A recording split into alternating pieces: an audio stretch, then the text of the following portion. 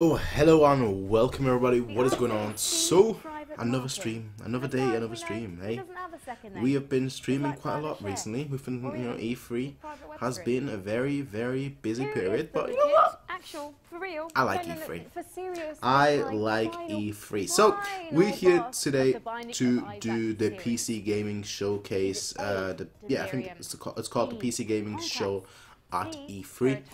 I really have no idea what they're going to show. So I'm not even going to really attempt to guess, because I wouldn't even know what to guess. So, I guess we'll just see what happens. I guess we'll just see what they show. 10, how you doing? Welcome to the show. Just tell me how the audio is. No, I have not changed the audio from the last video. But if the audio is worse, if the audio is better, I don't know. If it's perfect, then that's obviously perfect. I don't know. Regardless though, how are you doing? Welcome back.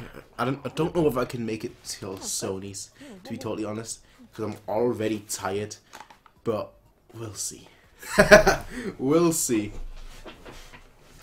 How's the stream? The stream should be fine. It's not very good on my phone, but it should be fine in terms of on here. About 48 seconds away from it starting. Right, should be fine. Yeah. Good. I just found out I can play PlayStation 2 games on well.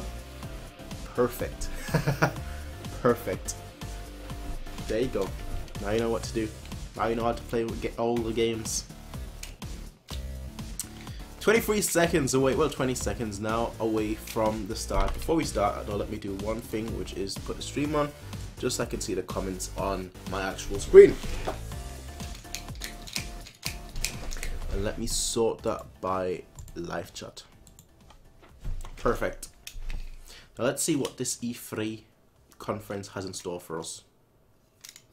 There is magic. Assassin's Creed. In PC gaming. It says, don't just obey the rules. Rewrite them. It says, don't just listen to stories. Inhabit them. Let me turn on the fan though. It says, don't just accept the limits. Overclock beyond them. Perfect. It says, don't just play games. Revel in them. Unleash them. Fortnite. It says, seriously, is every game battle royale now? Yeah. Or is it just me? No. Mountaintops to not just you. From deep waters to deeper space. See, that's what I love about PC gaming. From solo quests. There is a lot of variety. There is magic in PC gaming. Let's celebrate that magic together. This is the PC Gaming Show. Alright. It's the variety that I love so much about PC. You can find anything, really, if you search hard enough.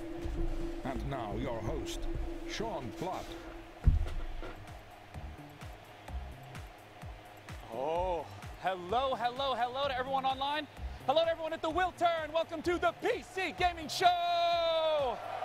Alright, chill out, bro. How long is this one? I don't know.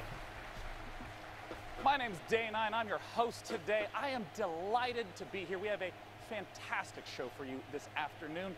First, to all of you who came out to the Will Turn, thanks for joining us. The Will Turn is just a beautiful venue here in Los Angeles. To all of you online on Twitch, thanks for joining us. To those co-streaming partners, hey as well, I'm talking to you, Drop Frames, great to have you here.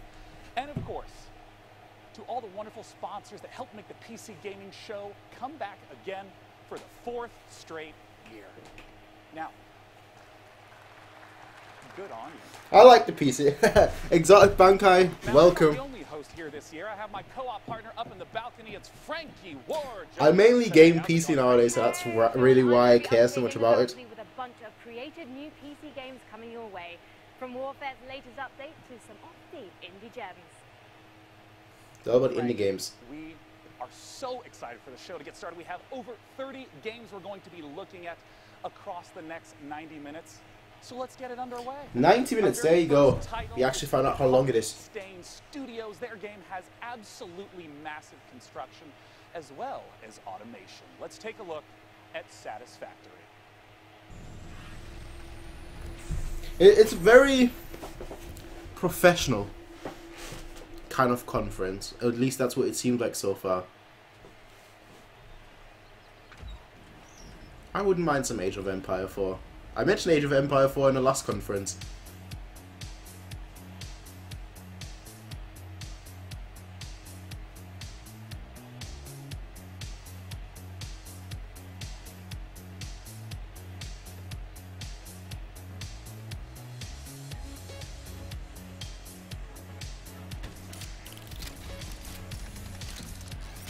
Saljin, welcome. Welcome.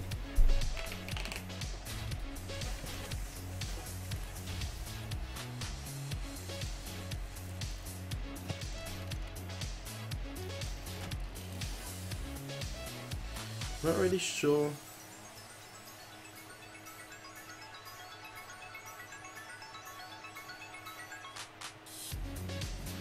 Okay.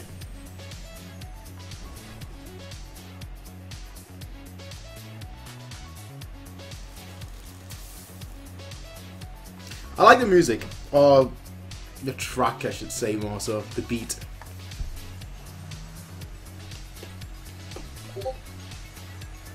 Oh, that was my thing that you could probably hear in the background.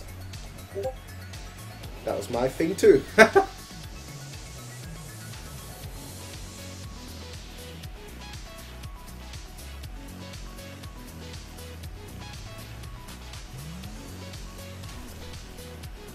Of course, the moon in the background.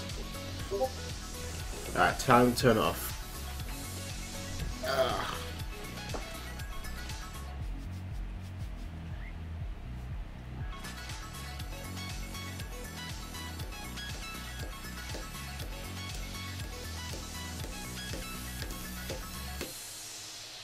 That was a pretty cool trailer for Satisfactory.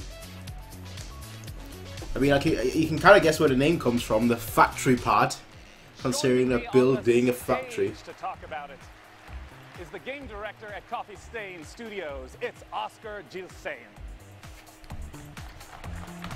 Come here, Oscar. Welcome to the... I like that. I don't know how many games they're showing, but I like the fact that you're having the developers come on. I just want to begin right away by asking, what is Satisfactory all about? Satisfactory is essentially about building these huge automated factories. So you play as an engineer that's been sent from Earth to this alien planet. And you're going to build this enormous machine. Listen to that at the end of the trailer there. Yeah. And to build that you need a whole ton of parts, which you need to build machines that will make them for you. I don't know how... So you'll start out pretty simple with a few machines. Yeah. And then you'll just expand and expand and expand until you finally need to start cutting down trees and replace them with like more convenient concrete. I don't know how much gameplay there is. I haven't played this type of game. Can you give me an example of what producing a more advanced resource might look like? Right. After a while, you'll need to create something more advanced, like a computer, for example. And at that point, you'll have some copper stuff set up, your wires and cables. But to make plastic, you need Building to a get some factory. oil. So you need to go out and you need to find this oil, build some oil pumps and oil refineries, and set up a transport with self-driving vehicles between the outpost and your factory. Yeah, and I want to talk about that scale because there's a lot of games where you build a house or a small town. Yeah, I was just about to say. What area are we talking about where all your factories? This reminds me of like a mobile game, like Clash of Clans or whatever. The main part, which would probably be where you build stuff. Start spreading more and more and more. Or in some cases, we've had players just building these massive, tall buildings with factory floor. But including the resources that you need to gather from basically all around the map. Yeah. So you'll have vehicles driving all over. Now, I want to ask about the first-person perspective because these types of games typically are top-down. Why Exactly. first-person? We want it to feel like Not a great game to open this show with. Stuff. Yeah. And when you've built a bunch of stuff, and you can see these enormous buildings, these structures. It's gonna have a niche crowd. But also when you go out and explore, you'll be the one, like, you go through the underbrush and in the jungles and whatever. I mean, in the trailer, it even looked like there's a lot more to explore, like different environments and biomes. Yeah. The map is, we made a point to make it big and varied. Yeah. And it's about 30 square kilometers in size, so it's kind of enormous. Wow. One final question. I saw multiple engineers there. How does multiplayer work? Oh, it's a co-op game. So you'll start up a server and play with your friends. Okay. Great. Now tell us, how do we get our hands on this game? So we got a closed alpha planned in the coming months. So you can sign up for the alpha at satisfactorygame.com. I don't know what I'm gonna. And Yeah, I'll sign up for the alpha. On stage once again, that Being is totally honest here. satisfactorygame.com. Now, up in the balcony, Frank, I understand you have our very first indie title of the day. We do indeed, Sean, because here's something we love about the PC platform. It's such fertile ground. So they have two different. NeoCab is an emotional survival game set in the future about gig labor, tech disruption, and the experience of being a driver for hire. Perhaps the last of your kind. From the brand new indie studio Chance Agency, let's watch the first gameplay trailer for NeoCab. NeoCab. Again, just. You kind of expected it to start off with like something grand. That's how all the other conferences start off, but no, just right into that. I'm loving the art style already. I like the art style.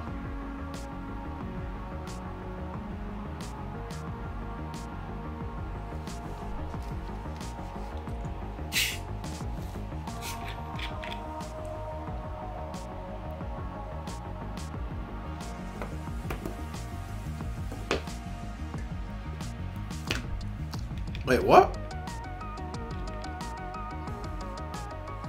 That doesn't look like much of a game. You're picking people up like as a cab driver. That doesn't look like much of a game. So basically a taxi simulator.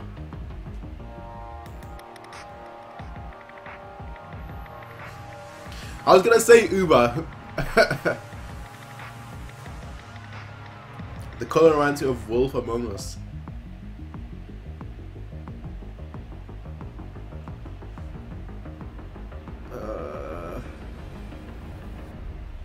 I don't know where like the game aspect to this is.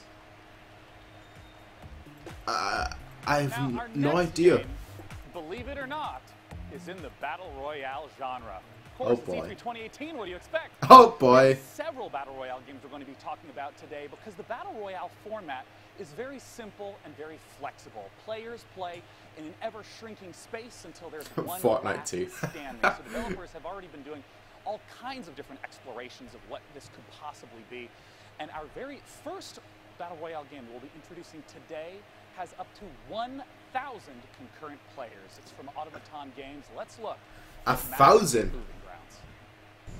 Alright. World exclusive. Alright. 1,000. Sure.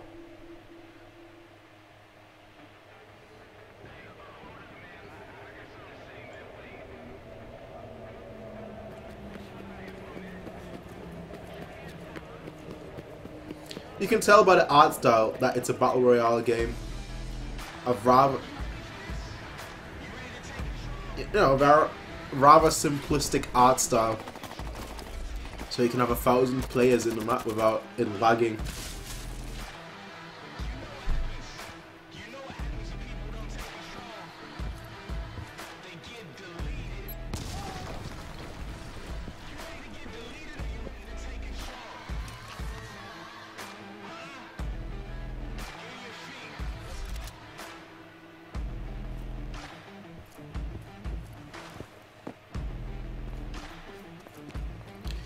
I don't know whether I like this quote-unquote realistic art style more than like the cartoony art style, the cel-shaded art style that thing is. Fortnite, for example. Not sure.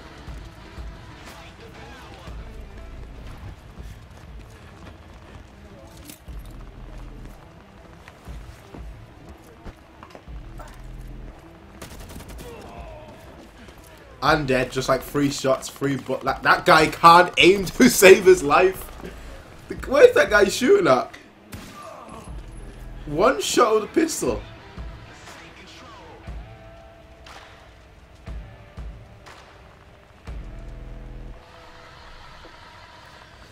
Alright. The Mavericks, Proving Ground. Another beta game. To talk about Mavericks Proving Grounds is the CEO of Automaton Games. It's James Thompson. Alright, fair enough. This guy's young. He's like 26 or so. Welcome, thanks Now, I want to immediately ask, what about Maverick's Well done. Grounds distinguishes itself from other Battle Royale games? Yeah, well, as you said, it's a very popular formula, and you know that last man standing kind of game type is incredibly compelling by itself. But Mavericks is really about depth. You know, we've already talked about 400 players before, and we're sort of super excited today to talk about our 5-man squad mode being 1,000 players. But really, it's about depth as well. It's about the fact that that environment is even a bigger step. The simulation. I hope the game does well, just because this guy's so young. Zoom in right on the 1,000 players aspect. How does that really shift the dynamic from the say 100 that we're typically used to? Well, it's really about combining scale with the depth of simulation. So the fact that together, what you actually have is a landscape that means you're making decisions off a lot more information. Yeah, I mean, because you hinted at that twice now. Like, what do you mean by there's a lot more information in the environment for players to process? So take a concrete example, right? So let's say a player's walking through the map. I'm not free. They'll be displacing foliage, like grass bending. But you know, siege-style gameplay in houses, that's like a lot of destruction systems that sort of together make the map much more of a dynamic environment. It's like a recent history of who could have been here. Well, here's my question to you then. What more is in store for Maverick's Proving Grounds? I understand that this has a lot more out-game features than someone might expect. Yeah, so it's not just that session-based gameplay. You enter the game through the capital, which is our sort of persistent social hub. So we draw from the MMORPG side of things. It's really it's a full world, not just a map.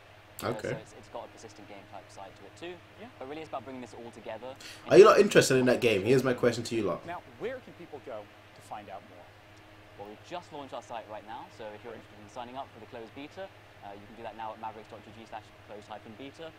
And actually, if you register this week, you'll get special in-game content for free from E3. Well, awesome. And we have only 100,000 slots for the first group signing up, so that will give you some beta access. But I'm sure there are a lot more people than that on the stream, so look to do that if you're interested in.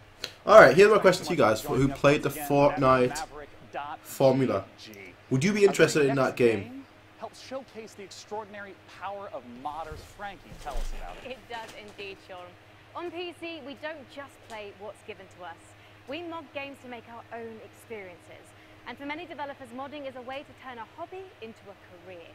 The Forgotten City is the perfect example. It's a standalone game that's a reimagining of a wildly successful mod. In fact, the first mod in history to win a National Writers Guild Award. For the first time ever. Here's gameplay from the Forgotten City. Forgotten City. I wonder how long the loading times were. Well, that's a good point. 3 hours, it gets stale after a while.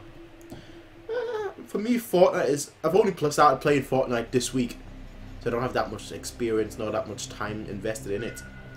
But it's a good game to play while watching a podcast or something. To find me like this. And worse, that you'll suffer the same fate I did. I've spent a lifetime in this place. An ancient underground city. Its existence long forgotten. Searching for a way out. All I found is a window into the past. If even one person here commits a sin, everyone will die. What? I tried to set things right, but whatever I did, it took me right back to the beginning. It's all up to you now. Go back, investigate, talk to everyone, help them out if it'll win their trust. Bend the rules as far as you can. Figure out who's responsible for this, and maybe you can do what I never could. Save these people. Interesting. Save yourself. The many shall suffer for the sins of the one. Okay. I mean, I didn't really see much of gameplay, but the concept is interesting. Coming up on the PC Gaming Show, what's next for Killing Floor 2? And an unannounced game from Tripwire Interactive. And now your host, Sean Plott. Our next game is a blast from the past. It's not a sequel or prequel or remake, but rather an entirely new game altogether. Let's take a look at Stardock's Star Control Origins. Okay. I like how snappy and fast and quick it is. Singularity formed, its creators uplifted into something beyond our understanding. Yeah, just showing the game, now known as the Lexites, letting the people talk, and then right to next game. multiple planets in our solar system before vanishing altogether. This is why we are here. Welcome to Star Control, a state-of-the-art international space agency tasked with the exploration of our solar system and the defense of Earth. Here reside the world's brightest minds and greatest technology, brought together by a strong curiosity to discover the unknown. Help us pioneer the future. Join today.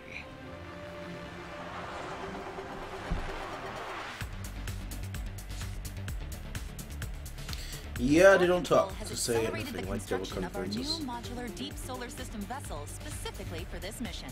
It's the fastest, most expensive ship humanity has ever made, Captain. I am Chief Viscosity Officer Windu of the Tyrone.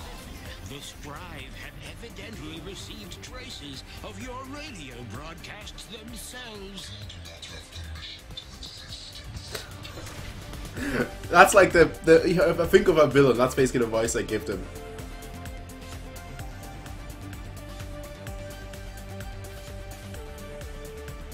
This reminds me of like a Planet Neo game.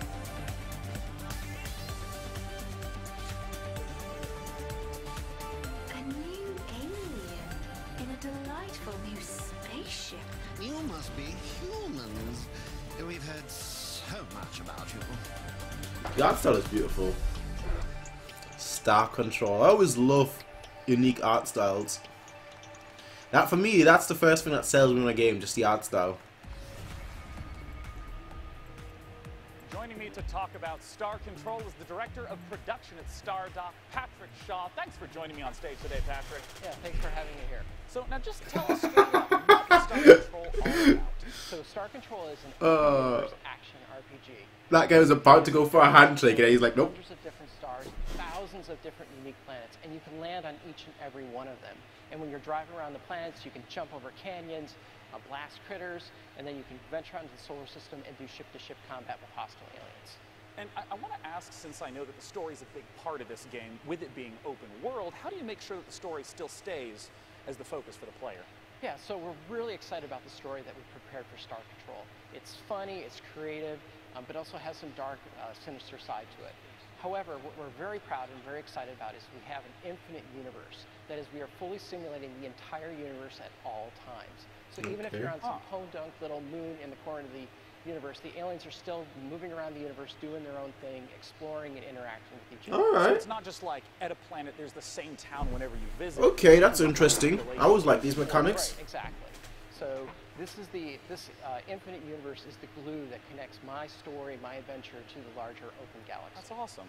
Now, I know modding is going to be a big part of Star Control Origins. How does modding work? So what's your favorite science fiction show? Probably Firefly. Yeah, so what would you think of making Firefly Season 2? Shit, that's a lot of pressure, Patrick. Well, you're putting me on the spot on stage right now, yeah. We have a week to do it. So. But anyways, in Star Control Origins, you can create your own ships, your own planets, your own galaxies. You can package up your adventures and share them with your friends online. So someone else can take care of Firefly Season 2. That's up to you. Alright. Now, last thing I want to ask about is how multiplayer works. Right. So in the game, we have ship-to-ship combat, and that turned out to be so popular in our early testing. They're like, we should make this a separate gameplay mode. So we did. We called it Fleet Battles. So you can create your own ships, you build them out of different pieces and parts, you attach different weapons and defenses, and then you go online to play them. You can either play local multiplayer, 2 people on the same machine, or Game looks okay. Online, ranked or online play. Where can people go to pick up Star Control Origins? Well, right now, Star Control Origins is available for pre-order on GOG and Steam. Everything on pre-order or in a Definitely beta. Be sure to head over to starcontrolgame.com and check them out on Steam and GOG as well. And one more thing, we are happy to announce at the PC Gamer Show that Star Control Origins is launching on September 20th, 2018. Nice. For it on September 20th. Nice. I don't know whether I'll ever pick up the game, but it's something. Our next game was PC Gamer's favorite game. It's from something. E3 last year. It is Hunt Showdown from Crytek. Let's take a look at what's coming for Hunt Showdown just after E3. Not my cup of tea, probably. But, you know, not bad.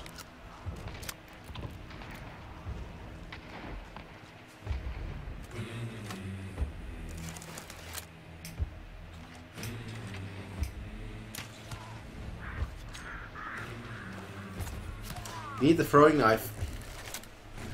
You need the throwing knife.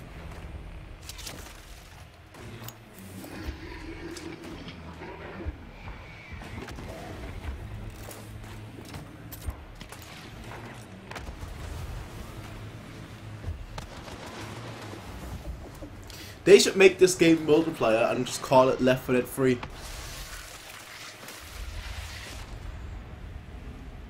Hunt. Showdown. Buy now on Steam. There you go. I am here with Guy from Skydance, who's here to tell me why fighting in massive mech suits is not about to go out of fashion anytime soon. Guy, now Hellfire, in fact, sorry, Archangel was originally a single-player narrative game, but Hellfire, this new edition, what changes is that going to make? Well, players really love the single-player narrative, but they all kept telling us the same thing. They said, we really want it multiplayer, and we want it off-rails. And we kind of thought, that's a completely different game, but let's give it a shot. And so we got a crack team together. They put something really special. He's clearly reading. Maps. We got 6 different mechs, tons of weapons where you could just blast through the environment and other mechs alike. Look at his eyes. He looks down every time he's reading. You can zip around in your mech. You can tower over others. It's just something special that And I when can try right now. is this coming out of early access? So you just said we can try it right now, but you've got the full version launching soon, right? Correct. Yeah, it's coming out in July 17th. But you can try it right now if you want in early access. Help us Nice. iron out the kinks July and 17th. break some mechs along the process. I am no good at ironing out kinks, as I think people at home can see, Guy, but as a heavy mech woman, I can't wait for you to be my light mech wingman in that 2v2 PvP. So let's take a closer look at Archangel Hellfire. Let's do it.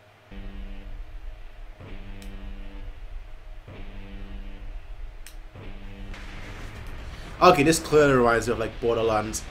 Is that just me? I don't know why, but it reminds me of like Borderlands.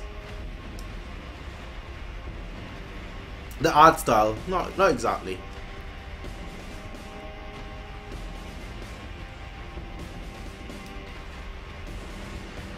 Six maps, 13 weapons. July 17th. All right.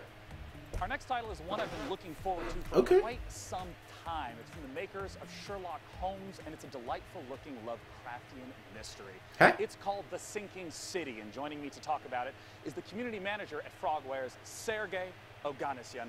Welcome, Sergey. Thanks for joining me today. Thank you. You've earned a handshake. Sherlock Holmes. I The love that you Sinking guys make so City. kindly. You know, I want to ask right away, The Sinking City, you know, there's a lot of open world, third-person type games. What makes The Sinking City different from what a player might expect? Well, I mean, The Sinking City is an open-world action investigation game inspired by Lovecraft. And we believe that these 3 elements already make the game pretty unique. And you know, when I say that you can be a detective in a world, in a supernatural world full of mystery and, you know, cosmic fear. It's my kind of game. I really mean it, because investigations are really at the core of The Sinking City. Yeah, I mean, I know there's a lot of games in the open world genre that are focused on action, but you say investigation is at the core. What are investigation mechanics? What does it look like? So the first thing you should know right off the bat is that we are not going to offer any hand-holding for the player.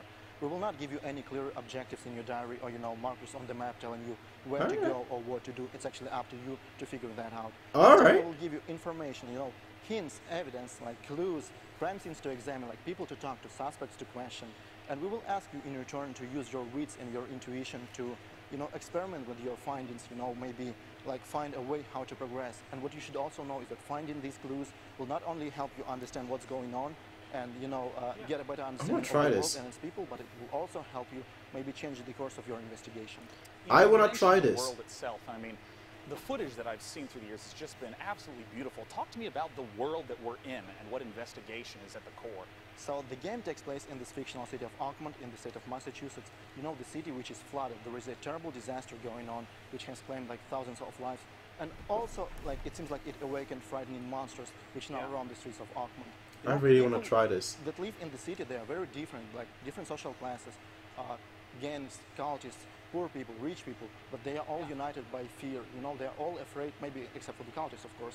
They're all afraid that, you know, for their lives because of the flood, because of the monsters. And you know, we actually want to understand what's going on. We want to understand what lies behind this ostensibly supernatural flood. And what's even funny is that while everybody's afraid, nobody wants to leave. But this is kind of a different story. Yeah. Well, I mean, we've talked a little bit about the story world and how it's inspired by Lovecraft. What about the game mechanics? You've mentioned the sanity mechanic in the past. Indeed, we do have a sanity mechanic. Yeah, this is... gameplay. I'm hooked. You know, when our hero is under a lot of stress, when he sees like something supernatural, something disturbing, or even when he's making choices in the story which he's not comfortable with making, you know, he will begin to lose his sanity. He will start to have hallucinations, he will start to have distorted sounds, which will allow the player to understand that something is actually going wrong. Maybe we need to, you know, step back and do something about that. As of right now, we're still fine-tuning this mechanic. What do you guys think about this game? I'm liking what I'm hearing. Almost out of time. I still just have to ask, what are the sweet monsters that we're going to get to see in the game? Oh, we have different kinds of monsters. We have different kinds of archetypes, you know, with different abilities. And, you know, we actually give you tools. The game is not about fighting monsters. Investigation is the core of the game. But we give you tools to defend yourself. So we give you weapons, we give you skills, we give you even certain, like, traps. In return, we ask you that you make a decision, because the game is about making a decision. Ammunition is scarce, and you will have to adjust your tactics accordingly. So, I know a lot of people have all sorts of questions about what the game is like. Where can they go to find out more information? So if you're hungry for more, you can always follow us on Facebook, Twitter, and YouTube. This is where we post our updates regularly. Facebook, The Sinking City Game. YouTube, Frogwares. So go there, and like, this is definitely the place to go if you want to learn more. Well, I'm super excited to personally see how it turns out. Okay. Thanks for joining me on stage, Sergey. The Sinking City. Seems good. Now, this is a hit or miss. Game is a PC title that has only gotten better over the last few years, and I'm always excited to hear what they have in store. Frankie is up on the balcony with the developers of Warframe. Talk to me, Frankie. It's one of those games that can either be great or poor. Depends. We'll see. And one of the best undoubtedly belongs to Warframe. Last year the game got its first open world update, Plains of Eidolon, and the next epic cinematic quest is called The Sacrifice. And we've got the exclusive launch trailer for you. Exclusive launch trailer, eh?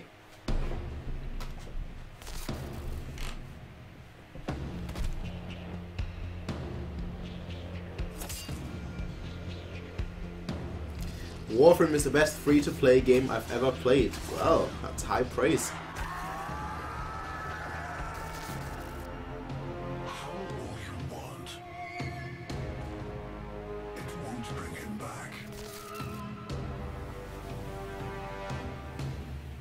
That is high praise. Megan Everett, Community Manager at Digital Extremes, joins me now. Megan, tell me more about The Sacrifice. So The Sacrifice is the latest installment of our cinematic quest. It continues a story that we started in The Second Dream, continued with The War Within, and then Apostasy Prologue. So at the end of last year, we kind of shattered some hearts and left them with a bit of a plot twist, and I'm not going to spoil it for people who want to maybe catch up. But what I can say is that, obviously from the trailer that you saw, the wait for Umbra, the 3-year wait to the Umbra Warframe is finally over.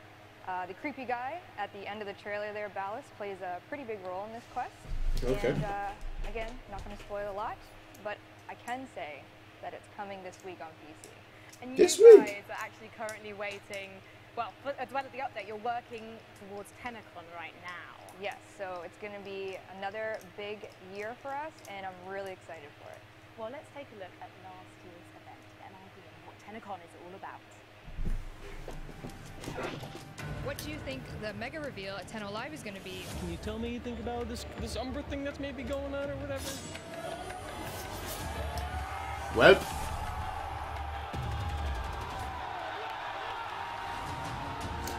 I might give this game a chance. Amazing, like it's a whole new direction for Warframe, and all this. You got all these other games coming out, but this one's free. When's 2018 happening? Get it started. Alright. July 7th at 6 PM Eastern Time. Given that the community knows you as Auntie Megan, Oh God, it must be huge for you to be at TennoCon. TennoCon is really special for really everyone that works at Digital Extremes. The developers pour their heart and soul into what we do for TennoCon, and I know for me it was literally like the best day of my entire career. I know Rebecca, our community director at home, is watching. But last year when we did the Plains of Eidolon, open world expansion reveal, Rev and I were actually doing that as a live demonstration in front of everyone, and we had practiced it for months, and it went as flawlessly as we could have ever hoped for. And we actually, like, as people were cheering, it was pitch black on stage, Rev and I look at each other and we just kind of fist bump and both started crying because we didn't crash the demonstration. So if you watched it live this year, if you're there, you can definitely probably count on some tears and some emotions because it's a really big day for us. So basically, bring tissues, right? Bring tissues for yourself, for me, for everyone involved, because there will be some tears probably. But if you can't get to TennoCon because unfortunately it is sold out, how can you watch it online? So on twitch.tv/Warframe, you can definitely check it out. And PC Gamer is also hosting as well on their Facebook and Twitter. And you get free stuff by watching Twitch? You do. So if you want to link your Warframe account to your Twitch account, and all you have to do is watch and get some free stuff. Fantastic. So that's happening from July 7th, and you'll be able to watch TennoCon live through PC Gamer's Twitch channel and the Facebook page. Thank you, Auntie Megs. Sean, it's over to you. Thank you, Frank. Right. Thank you, Warframe. Fair enough. The next name is one I grew up with, Sega. They've become a prolific publisher of Japanese games known for their fully featured ports, especially beloved by this guy on the left. Sega's bringing shining resonance both to PC and console the same day, and Shenmue is going to be coming later this year. All right. Sorts of games coming up. Let's take a look at what Sega's got in store. I like Sega. Not just because, alright, they haven't been that great lately, but I like them in general. Valkyries. Bayonetta. I want Bayonetta free. That's what I'm looking forward to tomorrow. The OG.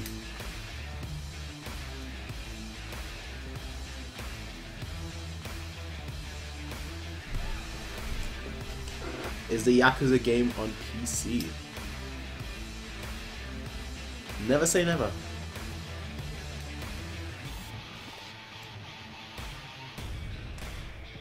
Yep.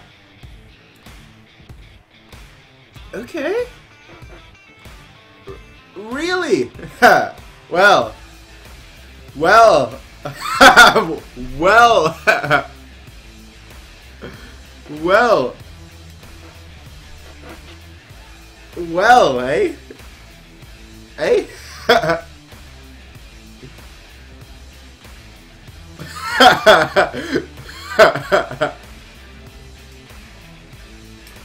Well.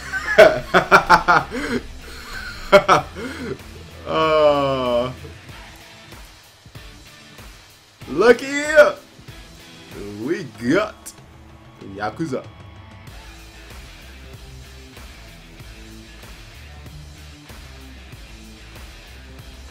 Who says that dreams can't? Who says that dreams can't come true? Eh, Exotic Bankai? Who says that dreams can't come true?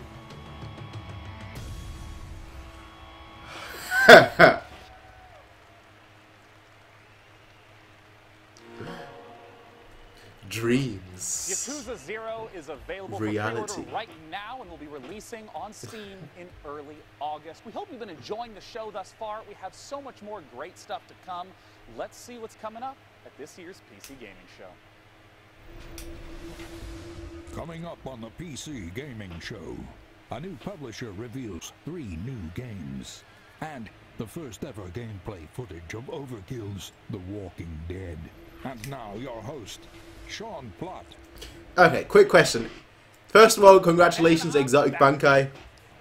I'm happy that the game that what you were hoping for came. PC Gaming Show, having attended all 4 years. Frankie's with him up in the balcony. It's trip. But the second thing I'll say, Sean, if you are anything like me, you probably need to let off steam every once in a while. who cares about? How many of you guys care about The Walking Dead? Tearing up a load of monstrous enemies. It's kind of either that or pushing the office photocopier out of the window, and I, for one, prefer the option that keeps me and everyone here in a job. With that in mind, I am thrilled to welcome Bill Monk from Killing Floor 2 back to E3. Hi, thank you for having me. Wasn't this a mobile game at first?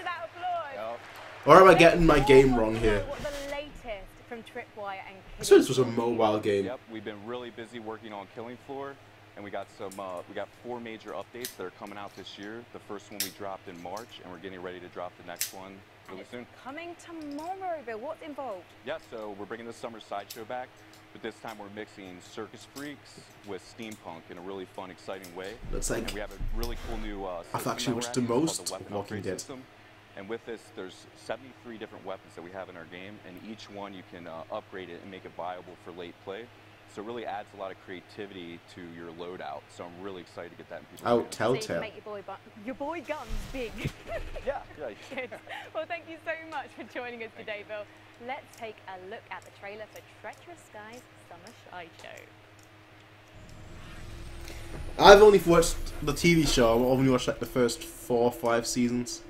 And then I just got bored. It wasn't bad, it was just... I don't know. There are other things I enjoy more.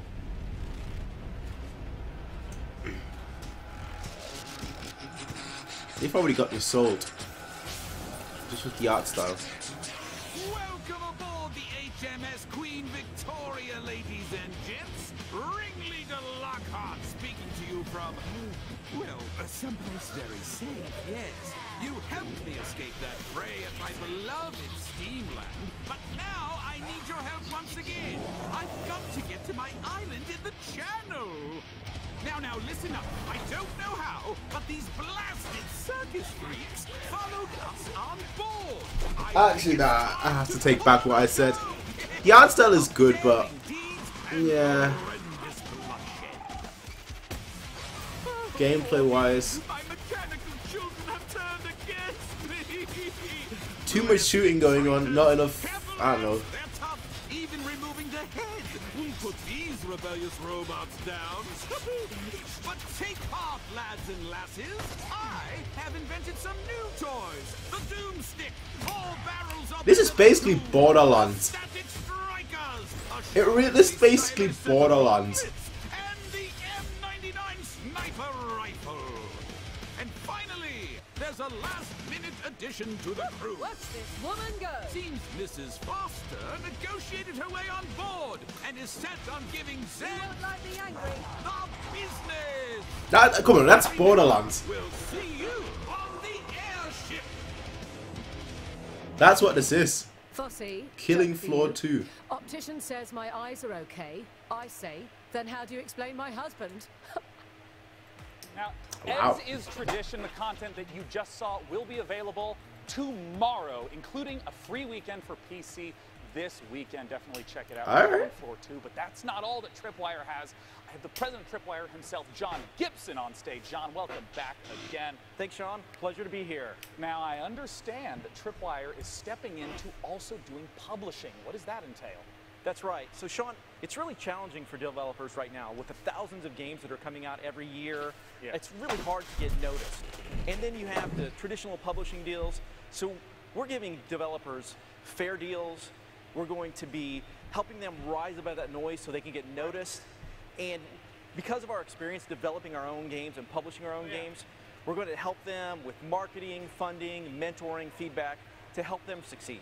Yeah, I mean, the game that we have on screen is one of those games. This is Road Redemption. That is right. I'm happy to announce that we're going to be publishing Road Redemption. We're going to be Pursuit Force. Grow and succeed even more on Steam. That's what I want. But also bring the franchise beyond Steam. Just give me Pursuit Force on Steam, and I'll be the happiest person ever. We do. Nobody knows. Before we roll the trailer, I was wondering if you could give me a little bit of a tease. Yeah, so we're working with the team at Blindside Games, and they're led by Alex Quick. Oh, yeah, right. So if you're familiar with the Killing Floor universe, you know Alex Quick was the modder that created the original Killing Floor mod, which Tripwire worked with Alex to bring commercial. And then Alex went off, assembled his own team, made the game Depth, which was sharks and humans fighting each other, very, very successful. And now it's come full circle. We're working with Alex again, and we're going to bring his all-new game to market. Well, let's take a look at it right now. World-exclusive new upcoming game from Tripwire.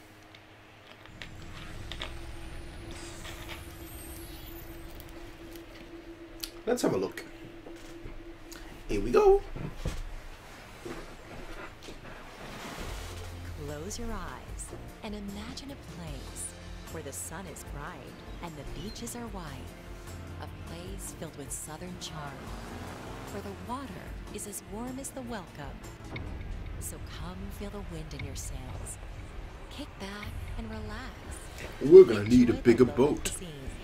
Your dream vacation is waiting for you here on the Gulf Coast.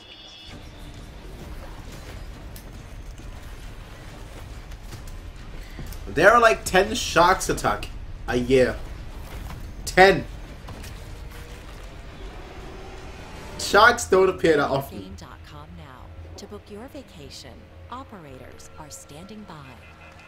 Most sharks attack happen to like surface. So hey John, so you get to play as the shark. You are the shark. Okay. Open world action RPG where you play as a shark, or as we like to call it, a shark PG. Oh, nice. Okay, so Really? So do you like upgrade and improve the shark? That's Do you like interesting. skill trees? You do. There is a shark skill tree. Really? A what?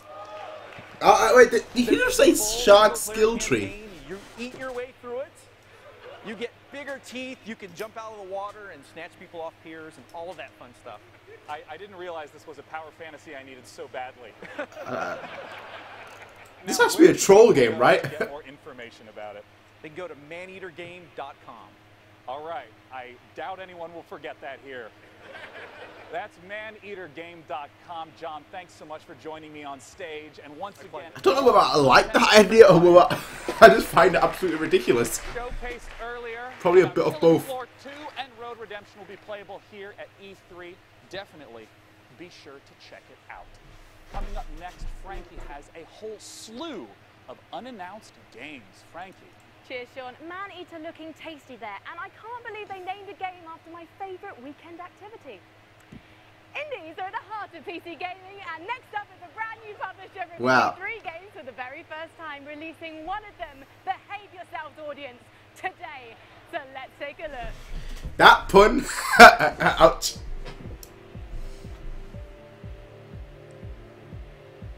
Untitled publisher.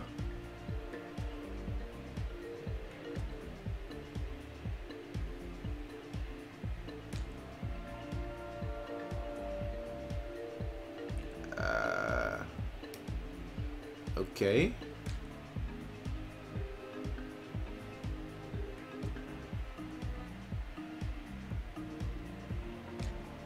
A shadow drop.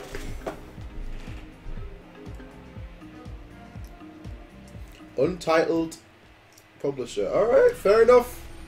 That's a cool name. I like that.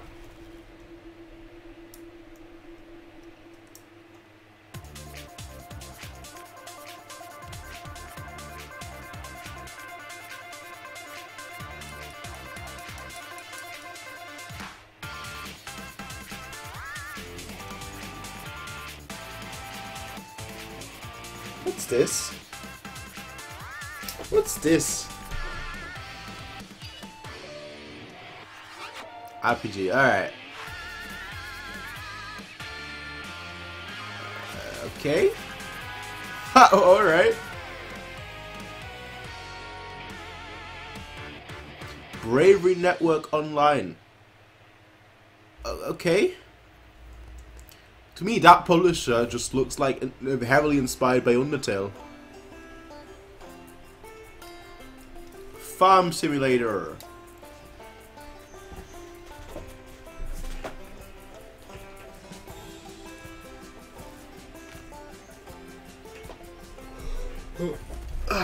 Yeah, I'm definitely not gonna do the PlayStation, the Sony conference. I'm gonna be asleep after this.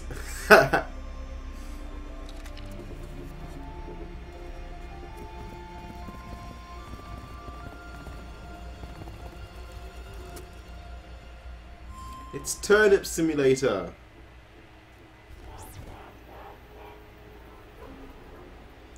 Morningstar. The game, alright. That told me pretty much nothing. That looks fun already. 2D platformer. You've already got me sold. Oh, that's pretty much what indies are known for nowadays, just 2D platformers.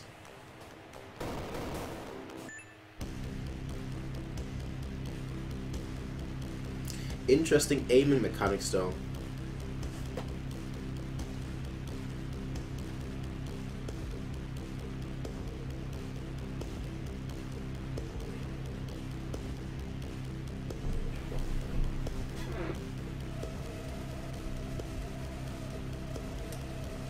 Mvania.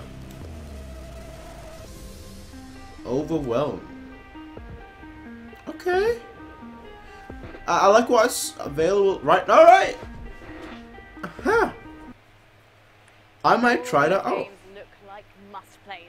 I'll probably buy that tomorrow or The something. final game of the bunch is available on Steam right now with a special launch discount. So make Launch sure you week, check it nice. out after the show. And if you're at E3 this week, head over to the PC Gamer corner of the Facebook booth inside the South Hall to give Overwhelm a try. Right. Next up, it's time for us all to take a holiday, and where better than a virtual resort with some truly spectacular wildlife. Oh, Back boy. again this year are friends of the show, Frontier Developments, with a unique take on the park management genre. I am, of course, talking about Jurassic World Evolution. The long-awaited game is out tomorrow and lets you build your own dinosaur stuff. That's my worst attempt. That's my worst attempt. Then reach the goal, Blum! That is my worst attempt at like the thing. You think that things are going to turn out different? T-Rex scream. Well, the ones before you did too. Because they believed that they were in control.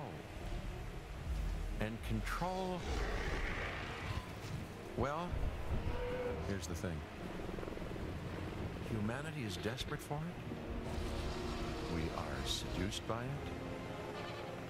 Deceived by the illusion of it. But we never really possess it.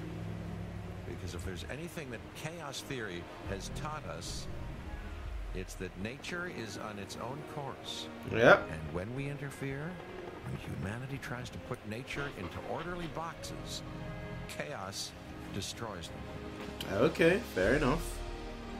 And what makes us such unique creatures Looks beautiful though. is knowing the scope and power of what we're up against. And still The recent Jurassic Park didn't really thrill me, to be totally honest. It was good, but it wasn't great. I know, however, what I would predict. I'm a nostalgia merchant. Jurassic World Evolution. Not the goat! Why are you attacking the goat? So excited for that game. What did the goat do? Our next title is from Insomniac, who've been making amazing games for years, and they're going to try to take their expertise and answer the question, how do you make an open world game in VR? Let's take a look at their upcoming game, Stormland. VR. VR. Why? Oh, VR.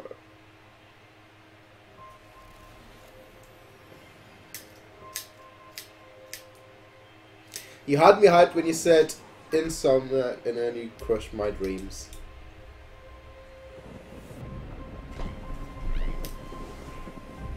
Rip. You actually crushed me. You actually crushed me. I've got VR glasses right there. I've used them for about a week. Not even a week, 2 days. The day I got them and then the day after. I never touched them again. They're collecting dust.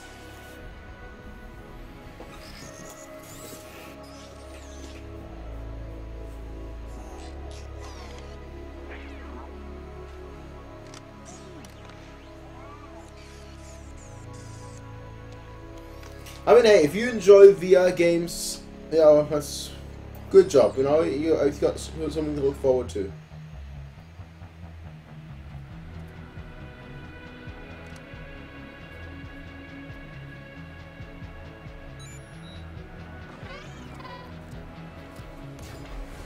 I mean, this doesn't look bad. Just knowing that this is VR kind of ruins it for me. Looking forward to the evolution of VR porn. Probably the most common use of VR out there.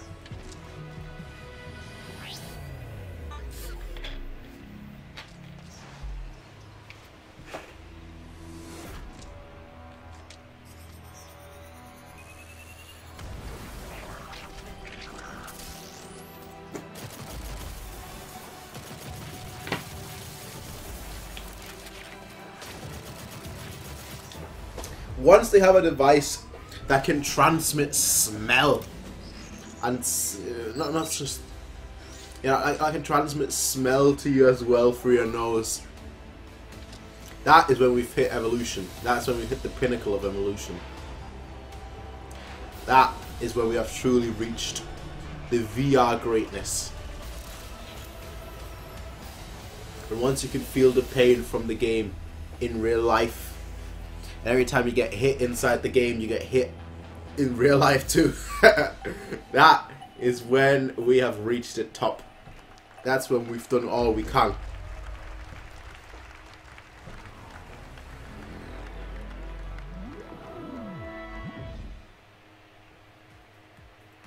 Joining me to talk about Stormland is the Chief Creative Officer at Insomniac Games. Join me in welcoming Chad Desern. This is totally going past me.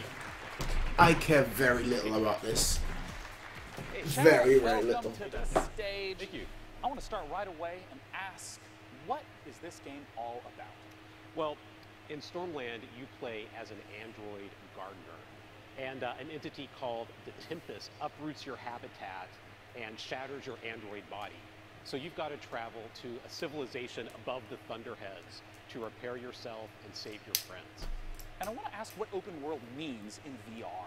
Well, for us, it's about giving the player the ability to explore the world freely with a set of android movement abilities that are designed to give you complete agency. Yeah, because that's always a huge question I have, is how does motion work in any VR title? Yeah, well, in Stormland, you can do things like fly just above the slipstream with your outstretched android hands. Yeah.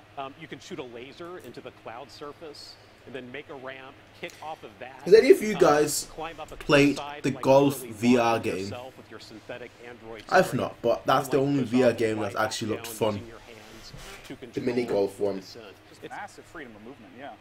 That's it. It's this set of mechanics that are designed together to work fluidly so that movement feels exhilarating, and you can kind of take the world at your own pace with it. I'm curious, why VR for this type of title? There are a series of things that we're doing with Stormland that we could only do in VR. It's about the expressiveness of having tracked head and hands and how we use that for combat, how we use it for movement. Wow, that poppin'. Scavenging technology to attach it to your body. Like, you look down, you get a new piece of tech, and you attach it right into your arm.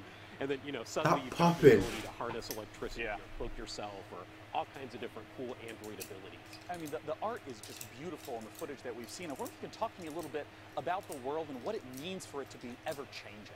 Yeah, that's a really good question. So that entity called the Tempest rearranges everything every single week so that we present the player with new playgrounds of movement and combat and scavenging.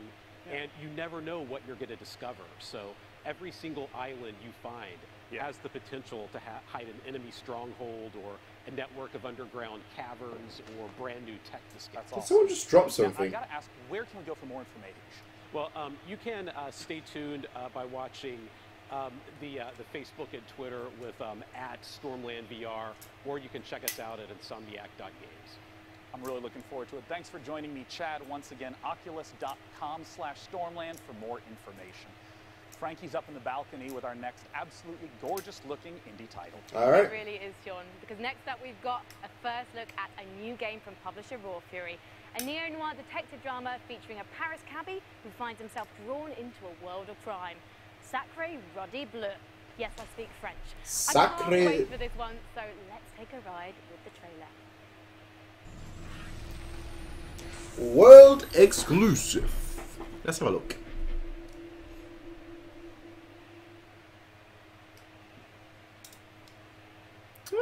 Inappropriate for children. I don't think there's been a game that's been appropriate for children so far. Besides that one 2D game that has been announced for today, to be released today.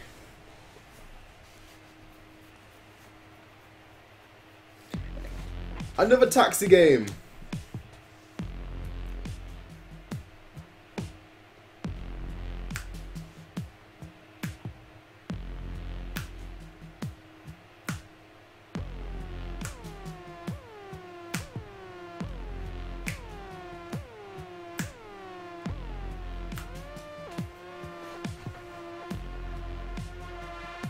Why would you take a taxi driver?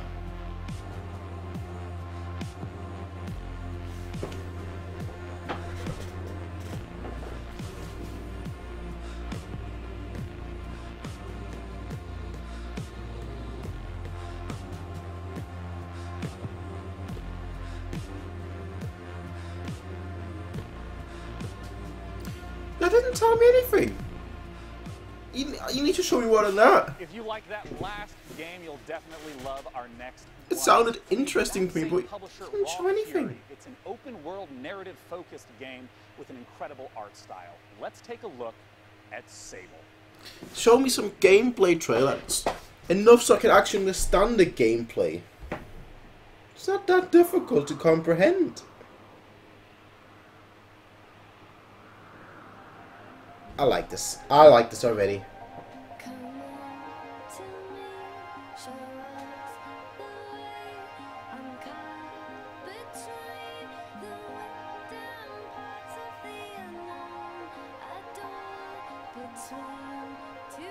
This looks cool.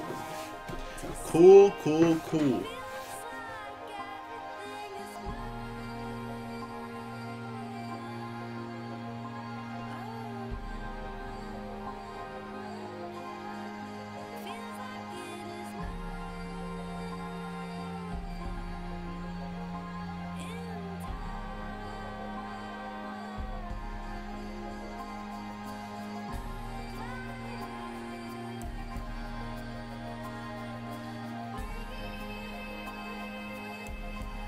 I'm in love with his art style already.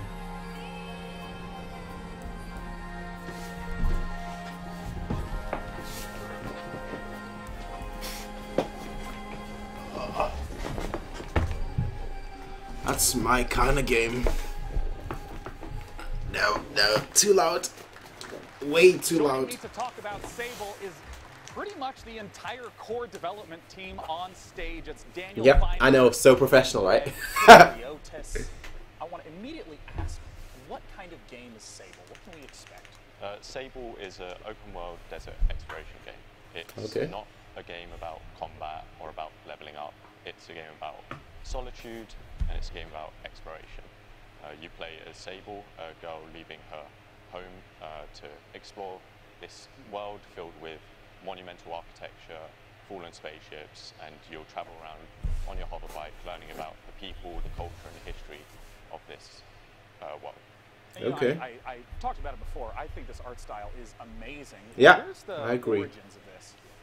So we were really heavily inspired by the clear lines style of French and Belgian comics, as well as Japanese animation, particularly Studio Ghibli.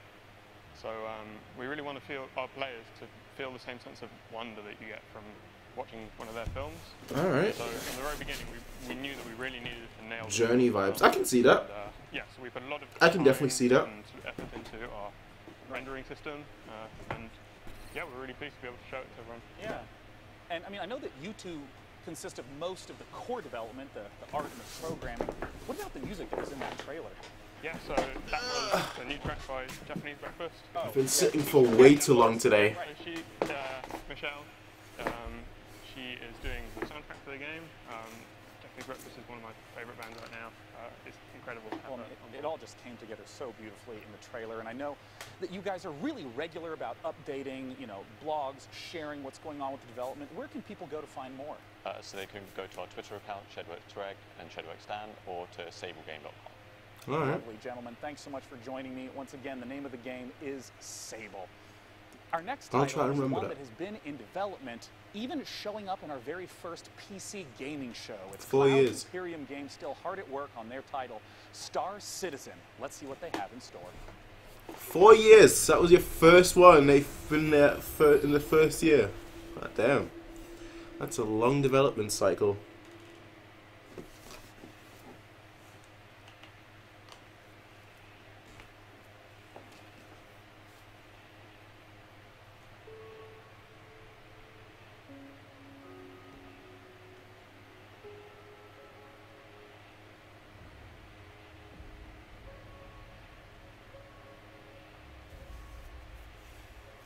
Ah, damn.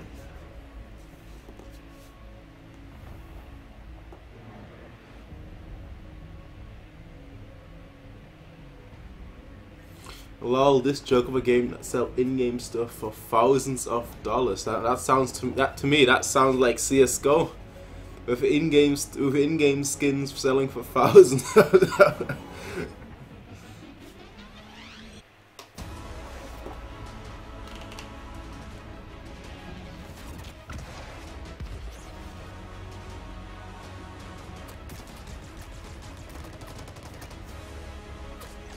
I mean, already something I wouldn't be interested in at all. Just based off what looks like the gameplay / art style. I just think most games nowadays have this exact art style, this exact direction, that I just find it boring to see that.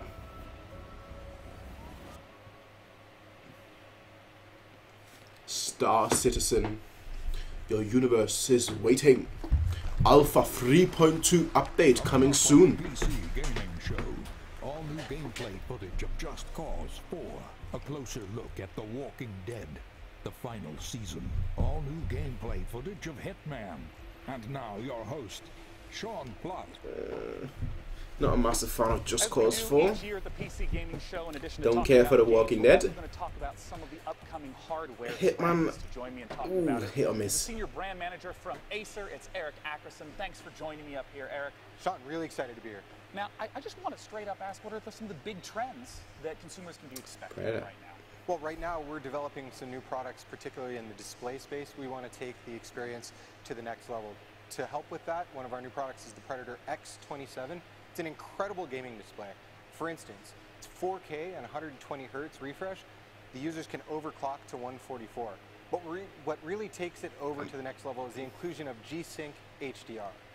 You can overclock HDR. Can you explain a monitor. more in detail what that is and what that means? Well, there's quite a bit that goes into it, but for the purpose of this conversation, the fact that there are 384 individual backlit zones, so the backlighting can be individually controlled, really bright, very dark, it makes a better contrast on screen. Each of them are individually controlled. You can overclock a monitor, since when? I'm so out of the monitor game. We're looking at 600 with the Predator X27 with a max of 1,000 nits. And you know, some of the titles that were showcased just now, there's a wide variety of some photorealistic, some with a really iconic art style. How does HDR contribute to that big range we see in gaming? Well, one of the big things that helps is the color gamut that's available with these displays. My processor isn't good enough. 99% Ouch.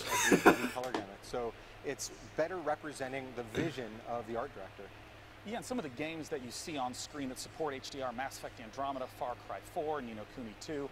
Again, you won't see them in HDR right now unless you have an HDR monitor. It doesn't work that way. We can't just stream it to you. But, you know, it brings me to one of my next questions about PC gamers tend to have a huge range of possible budgets. What are the different sort of products to look for at those price ranges? Well, I mean, we cover the gamut from very simple and to the point to high performance esports products or multi-view, surround, multi-display products. But we also go really crazy sometimes. We put our engineers to the test. What can you do if you have no limit? So one of the projects we've worked on is something called the Predator 21X. This is a 21-inch curved screen laptop with a mechanical keyboard and two graphics cards. Science, materials, we did. But you know what, to be serious, not just a joke, we actually have to ship this with a Pelican case to protect the laptop, and it sells for $9,000. Hey? We sold every single unit we could make. Hey? We cover every spectrum of gaming.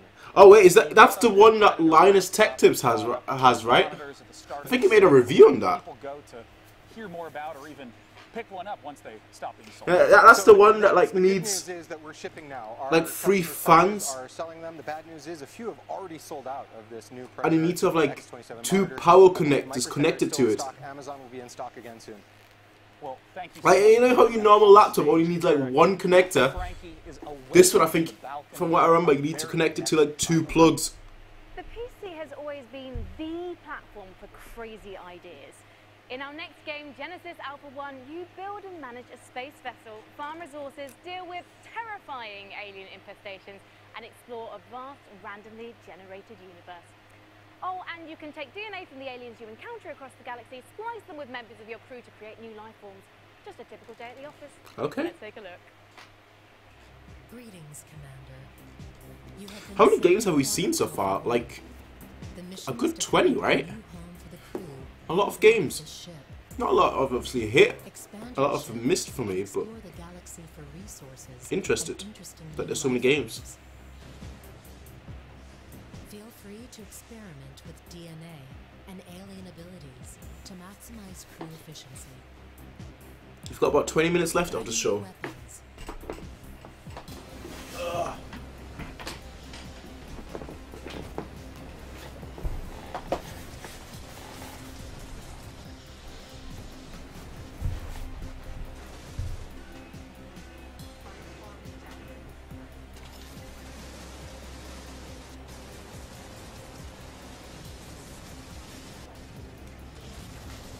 Hey look, it's the Hulk!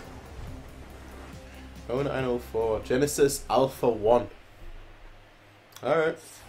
Now, if you didn't catch the pre-show quiz, you might be wondering who my buddy is. Oh boy. Well, this, Oh ladies boy. and gentlemen, is Webster from Drake's Cakes, one of the PC gaming show's sponsors this year. boy. And he's got a cool competition for you. The Drake's Cakes Packs giveaway. What is this? Oh, yeah. PAX is a gathering of PC and tabletop games, concerts, panels, exhibits and tournaments. It's like a 4-day LAN party, festival, workshop and concert rolled into one. The very lucky winner will enjoy a trip to PAX West, including 2 tickets and a free trip to Seattle. So if that's you, hit me up on those dates, because I am free. Webster, my man duck, this is very generous of you indeed. And by entering, guys, you will get a discount code to get your hands on some delicious Drake's Cakes available on Amazon. And if you're at E3 itself, don't forget you can meet Webster in person at the E3 Concourse No, Walkway. the Dancing Panda.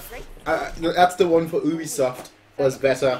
Give him a fist bump on my behalf. I'll take one now. We need a competition right now. So, if you have ever dreamt of spending a weekend knee-deep in one of Earth's best gaming festivals, visit pcgamer.com/Drake's Cakes and enter now for a chance to win. We need a death battle right now. Alright, Screw Webster, attack. all Get the on it. listing has got me a bit peckish. How about we look at the trailer for the next edition of Clay Entertainment's beloved survival series, Don't Starve, Hamlet.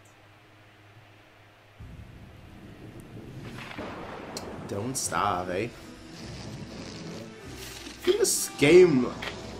obviously, she mentioned Don't Starve Hamlet, but I thought this game, like, released... I know it was released, like, a long time ago. So I wonder what if that's an expansion or whether that's a new game.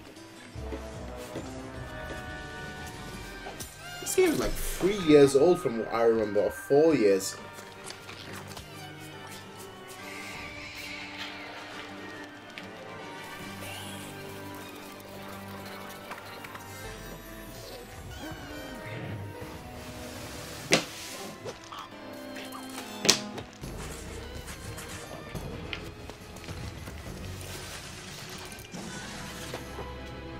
I always wanted to try it, just never had the time.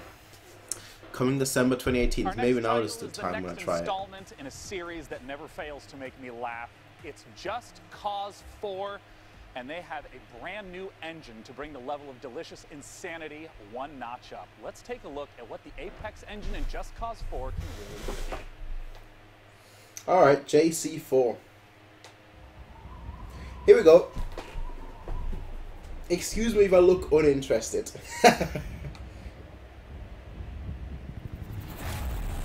Just not my type of stuff. I tried Just Cause before.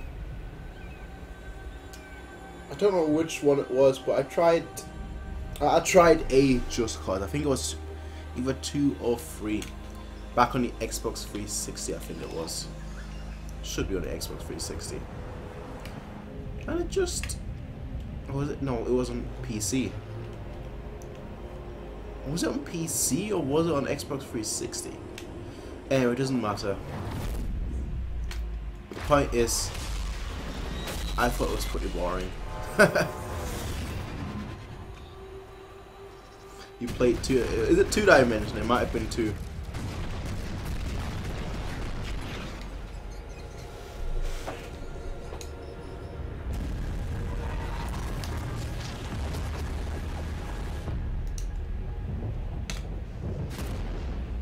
Just Cause 4. Alright. Joining me to talk about it on stage now, from Avalanche Studios, it's Francesco Antolini and Adam Davidson. Gentlemen, welcome. Talk to me about the tornado. It's fantastic, isn't it? So it's a very nice piece of tech. It's not just beautiful, but thanks to Apex, it's also a bad boy that actually works. It's fully physicalized. Yeah. This means that it's roaming the world, wreaking havoc, and it's not just like a background piece. It's actually impacting the world before you. This is Just Cause, man. You go there and you play with it. Yeah. I like how I've mentioned this before, but I like how professional he is. How professional the show has been. A lot of different environments that are available throughout. Can you talk to me about those? Yeah, short, snappy. If you don't care about the game, it's going to be over in 2 minutes, and you know. Bringing a lot more variety into the game. Next that game. Extends to a lot of things, but certainly the biomes of the game. So instead of one kind of region of, like, say, southern Italy, like we had last time, now you have lush rainforests, deserts, grassland, and even alpine biomes, all of which, you know, are rendered beautifully with the new Apex engine. Now, something that's very important to me is some of my favorite features from Just Cause 3. Can you talk to me about, like, the wingsuit and the grappling hooks? Like, are those coming back to Just Cause 4? Everything. Is Sony's press conference only 45 minutes? Is that confirmed? Oh, do you mean it's in 45 minutes? For example, I'm gonna be asleep, I'll be honest here. The combat model has been completely I'm already half asleep. redesigned, enhanced, or new weapon, new enemies, new AI. We've got extreme weather that interacts with grappling hook and parachute. The wind that we saw from the tornadoes, is it just like basic wind effects also get incorporated as well? Again, it just goes, so not in just an effect. So there is wind, it's physics, and acts with your parachute. So good. Well, where can people go to get some, we'll call it first-hand footage of what Just Cause 4 can deliver? They can check it out at justcause.com/E3 and for 3 days. That's right. Believe it or not, E3 hasn't started yet. Starts tomorrow, so June 12th through 14th. You can check it out. Thanks so much for joining us on stage. You can check it out for 3 days, eh? Now, my next title is one of my all-time favorite IPs. I can't wait for Frankie to talk to you about The Walking Dead. Yeah. Overkill Software and Starbreeze are the creators of Payday and Payday 2. Therefore, it goes without saying that these studios are some of the most talented makers of cooperative shooters, and their next one is set in a familiar but new apocalyptic Washington, D.C. Here's the first gameplay footage for Overkill's The Walking Dead, and keep your eyes peeled for the release date at the end. The release date? Don't tell me it's going to be released like today. I don't know. Walking Dead, the TV show was alright, but I wouldn't play a game. I don't like playing games for TV shows. It's not been a single TV show game that was truly great.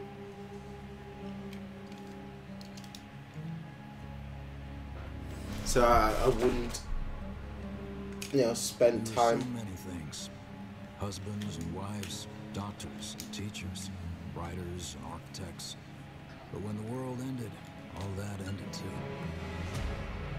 Telltale, that's the only one that came to mind. The Telltale's Batman games, those are the only ones that came to mind. Every day we fight for more than But I didn't play those games, I watched Let's Plays. Batman the animated series, I think it was.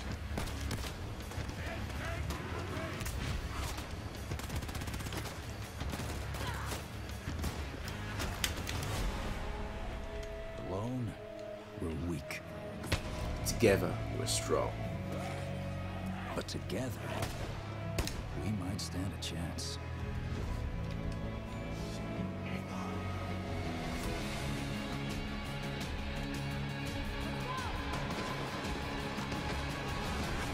I'll say this right here.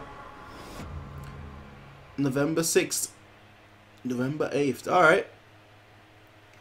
Alright, pretty soon then. I will say this right here. And I have more good news. I'm For not. fans of The Walking Dead, Overkill's game for The Walking Dead, of course, coming soon, but we have a second, completely different Walking Dead game that we're getting the chance to talk about right now. This is Telltale's The Walking Dead, the final season. You've got another. On stage to talk about it is the lead writer, James I feel Whistler, sorry for the other and Walking the Dead voice of game. Clementine herself, Melissa Hutchison. Everyone's gonna buy the Telltale's one. Point I'm trying to make, right? For me, zombie games, and you kind of touched upon Exotic Banquet. What I was gonna say is, zombie games Now, I want to ask right away for used to be people who fun. played through the first 3 seasons of The Walking Dead. In terms of the gameplay, what's some of the familiar and what's some of the new? Okay, so for I used to people care who about don't know zombie games. Telltale, we are a story-based company. We focus on narrative. We've had our roots in the old school point-and-click adventure games, but we've developed our own cinematic style and almost a signature. Left 4 Dead, that's the only one. And that's all familiar. That should, you know, the choices branch the narrative. What's new this year? We have like traditionally like combat and action. We've done with QTEs and like swipes and button mashes and all of that. This year, with the final season, we're introducing segments of unscripted combat. Yeah, we see some of this right here. Yeah. Alright, what I was gonna say earlier, and you touched upon that. Of course she is. But I was gonna say this word for word. Oh yeah, so we also have like the I'm gonna sound like a hypocrite. the shoulder camera.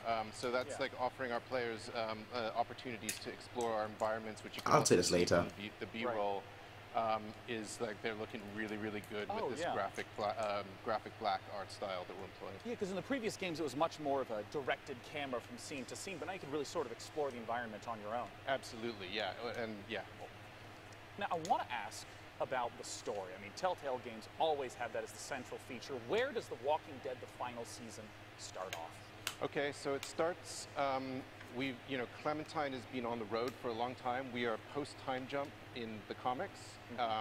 She's been on the road. She's traveling with AJ, who is an orphan boy, who is the closest thing that she has to family. Okay. But they're reaching the end of it. They are like running out of steam on the road. It's like proving to be untenable. The final season, Clementine discovers a school, a secluded school. There is no cure, though. There are no adults, and essentially sees that this might be a place that they could call home. Yeah, and what are the sort of challenges that she's going to face throughout the season? Oh, all kinds of challenges. The piano. Yeah, like zombie threat all the time. Yeah, of course. And then there's always the external threat. Like at some point, there are going to be adults coming in representing external threats that she's going to have to deal with. Now, Melissa, I want to ask what your experience has been like, because it's rare to have, a voice actress journey along with the character in a multi-year journey. I mean, how long ago was the first recording that you did? Well, it was 2012, but we might have even started in 2011. I don't know. We're not going to do math on it. Yeah, all right. That's a bad idea. So here's what I was gonna say. It's been a long time, and it's not only just playing. I'm gonna sound like a the character's hypocrite, actually been aging with considering her, I asked for Left 4 Dead 3 earlier. Deeper and deeper in love with her, and starting But as this I'm young tired, sick and child tired of who, zombie games. as playing as Lee, it's your job to Too protect her, saturated. and organically moving through all these seasons, and now you're playing as Clementine. I mean, really, this is a fan-driven game, so this final season is for the fans, and you're going to be playing as Clementine and protecting AJ, and this is just near and dear to my heart. And There was a time when about the fact that this is the end. the only zombie games really were Left 4 Dead and Dead I'm Rising. super sad. I'm super psyched. And out every game. Of course, it'll be sad to end her journey, but I'm really looking forward. Obviously, I'm surrounded by talent with Telltale Games, and I have no doubt that the writers and the creatives are going to crush it. So, sad but happy? It's all very confusing. I'm a very confused human right now. Let's just put it that way. Well, I'm someone who's played through all of the Telltale Walking Dead games. I would love to know when the final season is coming out. August 14th. Yeah, we ship August 14th. Pretty and soon. It's available for pre-order right now. Be sure to check it out. Thank you so much for joining me. Pretty soon, August 14th. Thank you. Steam as well. For our next title, Frankie, we're going to head back to you on the balcony. Next up, have I got a treat for you. Coming straight out of Finland from Nolla Games, it's a magical action roguelike that asks, is that a wand in your pocket? Oh, you just trying to kill me. Don't let the retro art style fool you. Noita is set in a procedurally generated world where every pixel is physically simulated. Let's take a look.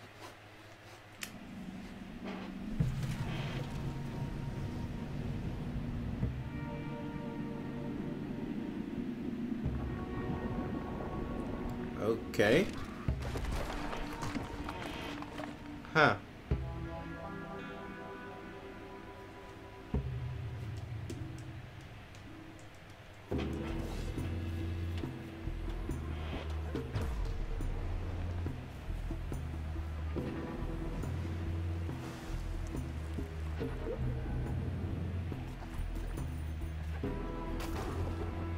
Not sure what I think about this.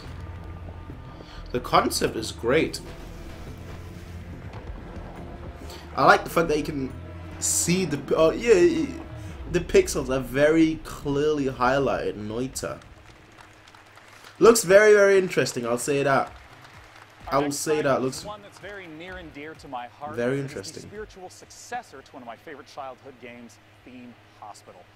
Joining me to talk about it are the two founders of 2 Point Studios to talk about 2 Point It's Hospital. okay to be white, it's okay to be black, it's okay to be Asian, it's okay to be female, it's okay to be male, it's okay to be gay, but it's never okay to be an early access survival crafting zombie. Great suits. Not for me, well. Two fully trained medical professionals. How does one run a hospital in 2 Point Hospital?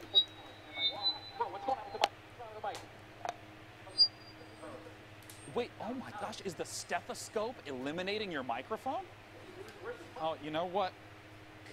We do this every year. Come here. Ouch, Talk that to me. hurts. Okay. How do we run a hospital? That hurts. So 2 Point Hospital is a game about designing and building your own hospital. It's Yeah.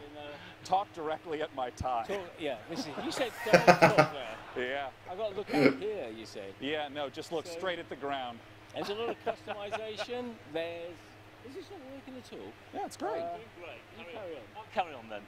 Yeah, a lot of customization, a lot of interesting characters in our world, which with all these different characters, we had to come up with some really interesting illnesses and cures for them. And you have fun in 2 Point County exploring different regions.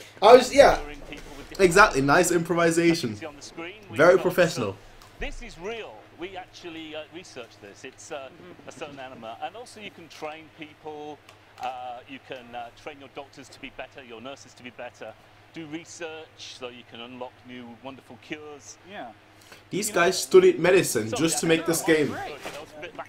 Yeah, so I mean, no, tell Impressive. me about, like, what is the sort of late game sort of experience that you'll be playing through? Because this looks like it's quite deep into the running of a hospital. Yeah, this is later on. So you start off and you're researching and you're training up staff, you're diagnosing illnesses, and you're hopefully curing them and making money, and then getting off. I see this malady. Yeah, I see this malady called turtle head. Can you explain a little bit about what that is? Yes. It's when the head becomes so shrunken, it gets stuck in the neck orifice, just pops out slightly, and it has to be extracted. And Mark, how's it Something you've we've all been there. I know. This is one where all right. A little bit of suction always helps. And Hey, he's done for. Yeah. Now, we had to research how to do that. That's actually a real illness. Yeah, it is. It's real.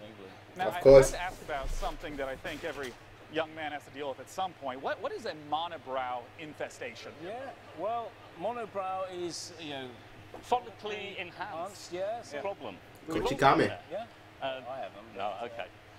But yeah, it needs to be diagnosed and cured pretty quickly. If it doesn't, it'll fester, and you might shed a bit of hair. And in fact, The first one was. It I've not will played the actually series leave the at all. body, and it needs to be got rid of before the health inspectors arrive. It looks like the monobrows are multiplying in the hospital. They breed they're big breeders.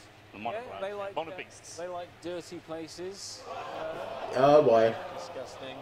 So you've got to keep your hospital clean and well maintained. Yeah. Otherwise, they're going to breed and you'll have a trouble. I want to ask about sort of how the game evolves over time, because Theme Hospital was very mission-based. It seems like your very old PC game. Goes on.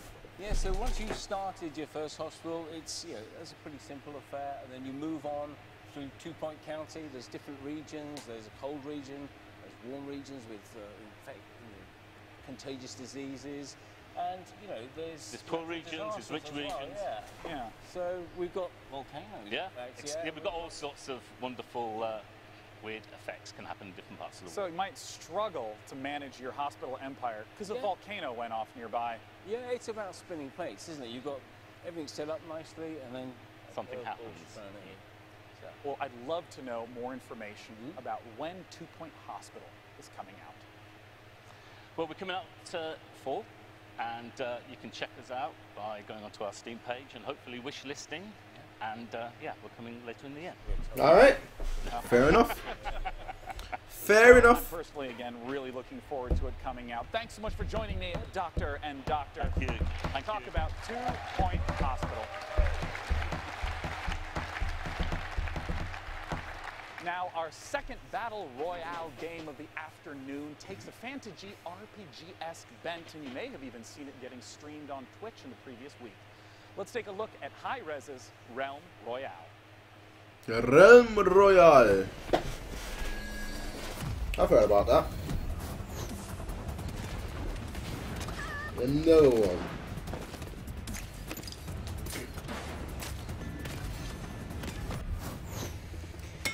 Ah, it's everywhere.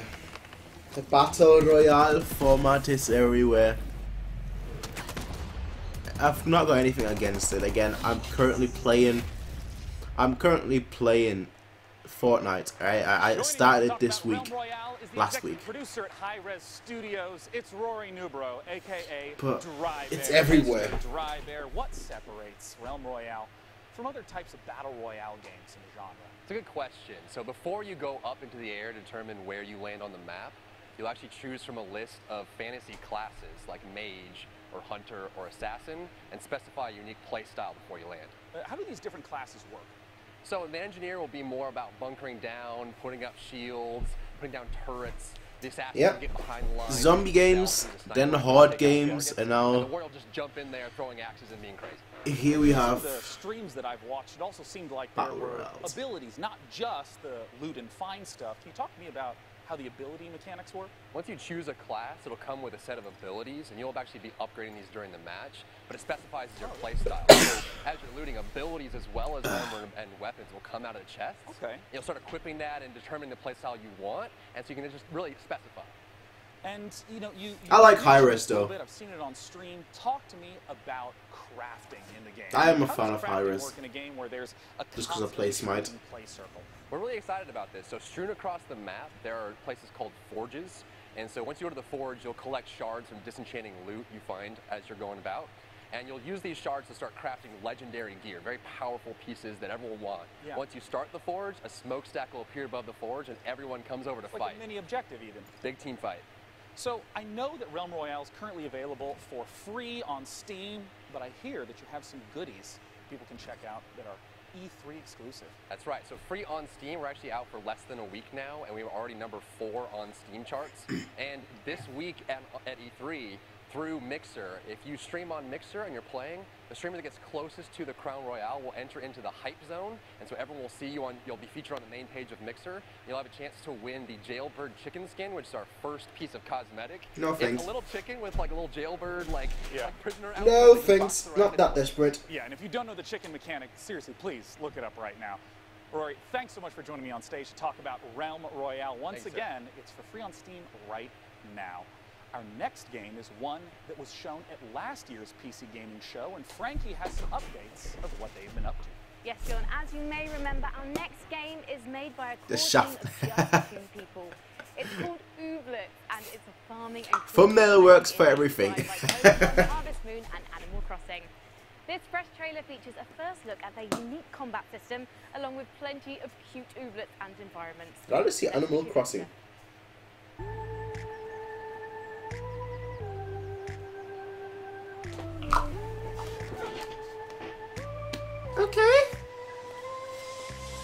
cute.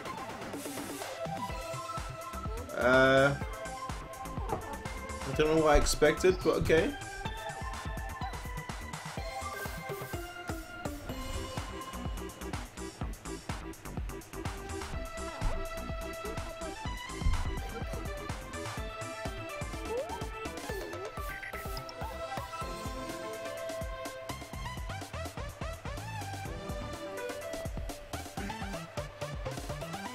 So yeah, it's basically Animal Crossing for PC, just not quite as cute.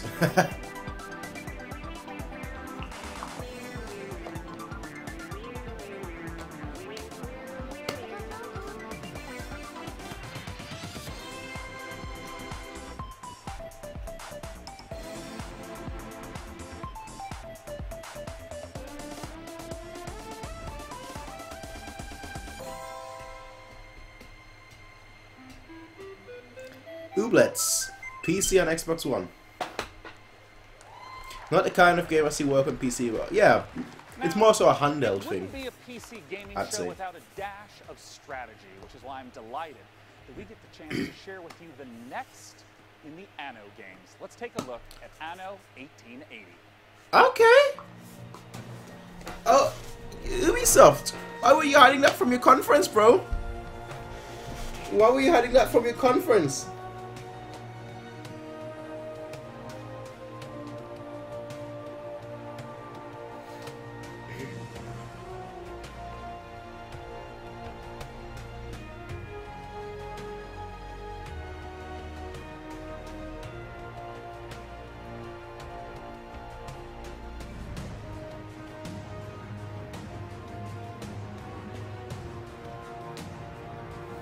Still hoping for Age of Empire 4.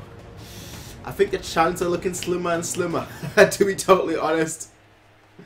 The chances are looking slimmer and slimmer. Joining me on the stage to talk about it is the executive producer, Burkhard Rattheiser, and community developer, Bastian Thun.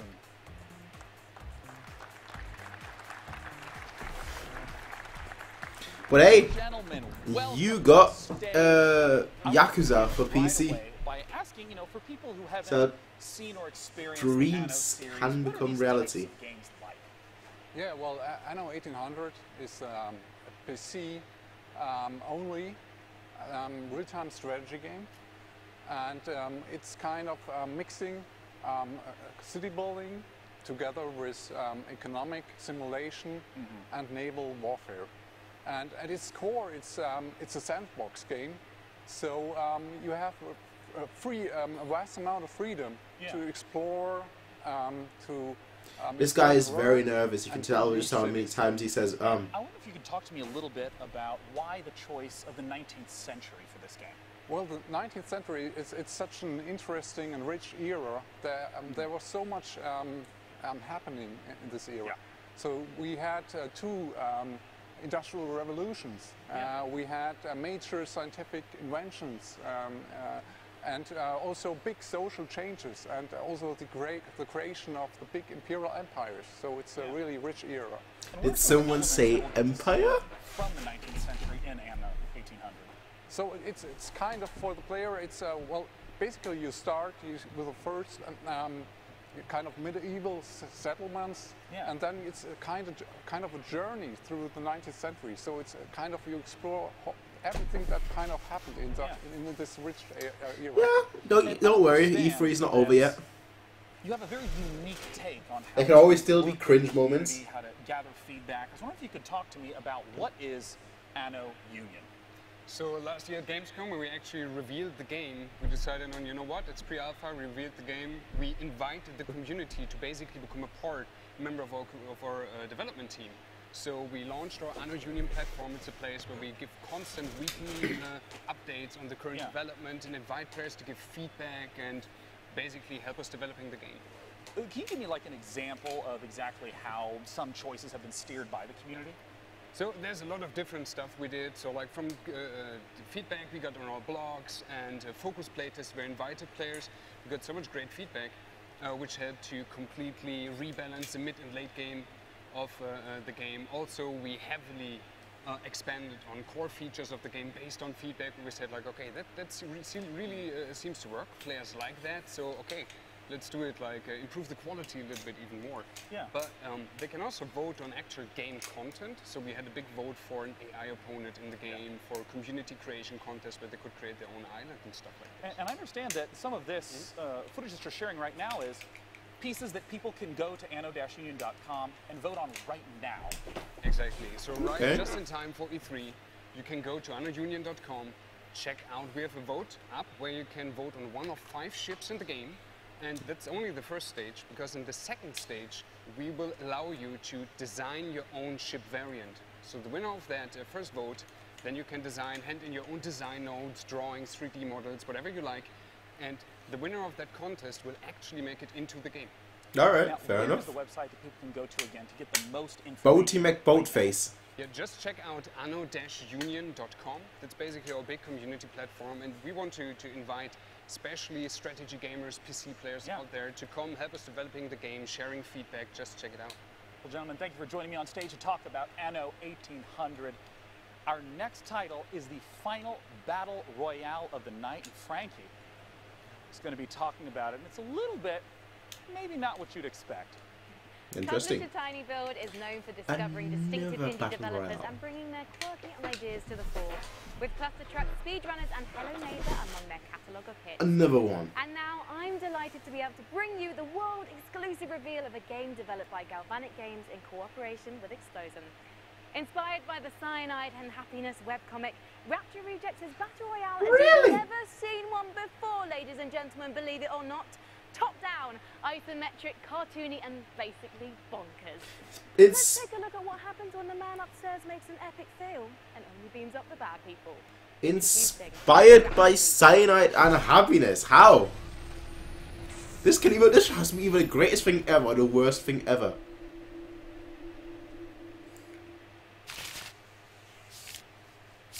Explosion, yeah. Oh my. Dear God, every day I strive to be closer to your light. I pray that when Judgment Day, that most holiest of days, comes upon us, when you bring all the good people to heaven, that I may live in eternal glory by your side. Amen. What is the best Cyanide and Happiness short? It has to be the runner or spam email. One of those two. I love Cyanide and Happiness. I love Cyanide and Happiness. One of my favorite YouTube channels.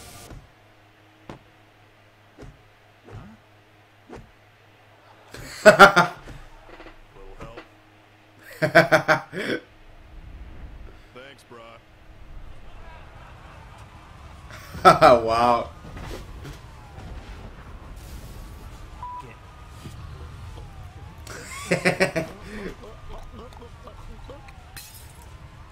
Here we go.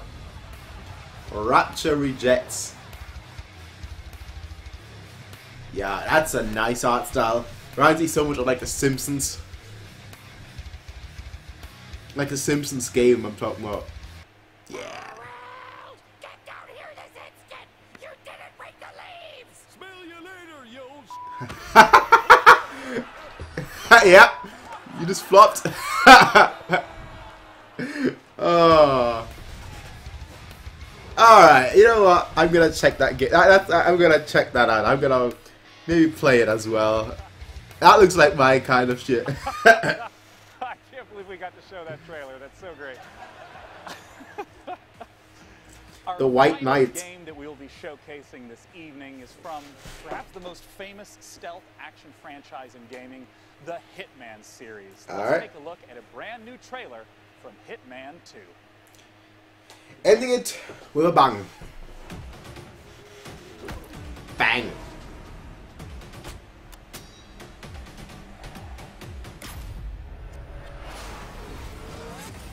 Welcome to Miami, 47.